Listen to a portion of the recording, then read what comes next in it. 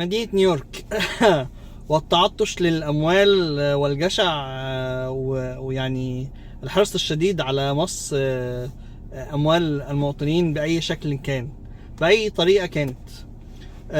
اخترعوا حاجة جديدة. انت طبعا في مدينة نيويورك في ناس كتير بتعمل دبل بارك، يعني بتقف صف تاني. فالدبل بارك دوت كان لما في عساكر ماشية بتديله تيكت. حلو. العساكر ديت كانت بتتفنن لدرجه ان انت لو نزلت بس تدوس حاجه تحت جنب عربيتك وانت واقف كده دبل بارك جنب العربيه يروح مديك تيكت وكل سنه وانت طيب. تحاول تعملها ديسبيوت ولا مش عارف ايه، مفيش، خلاص كل سنه وانت طيب. دلوقتي يا ريس الكاميرات بتاعت السرعه اللي هي السبيد ترابس بقت بتشتغل ان هي بتاخد صور للتيكتس دي هي كمان. ف يعني بص، ما هتروح فين؟ اي حته هتروحها هنجيبك، ما تقلقش. طب هو الدبل بارك دوت هو مشكله؟ هو مشكله، بيعطل المرور وكل حاجه، بس في ناس شغلها يتطلب ان يبقى في دبل بارك في اوقات كتيره، خصوصا مثلا اللي بيعمل دليفري، مثلا بيوصل امازون، بيوصل مش عارف اكل، بيوصل هيعمل ايه؟ هيحط او عنده مثلا جايب بيوزع بضاعه تراك وهكذا. وامشي بقى من هنا للسنه اللي جايه هتلاقي كميه ناس رهيبه بالشكل دوت. طب هم دول بس؟ لا، في حاجات كتير. انا هديك مثال تاني. في حاجه اسمها الكليننج، اللي هو التنظيف بتاع الشارع. ففي شوارع كتير في نيويورك بيقول لك مثلا الجنب دوت اليوم الفلاني من الوقت الفلاني للعلاني في تنظيف كويس، فما ينفعش تركن فيه، لو سبت العربيه تاخد تيكت. تمام. في حتت زي مثلا في حتت في برانكس، جنوب برانكس بالذات، الحتت ديت صعبه جدا جدا جدا جدا جدا في الركنه. تمام. يعني فوق ما ممكن تتخيل الركنه فيها صعبه الى ابعد الحدود. يعني انا كنت في كوينز، كنت عايش في كوينز وكنت بعاني. هم لا، هم عالم تاني، موضوع اكبر بكتير.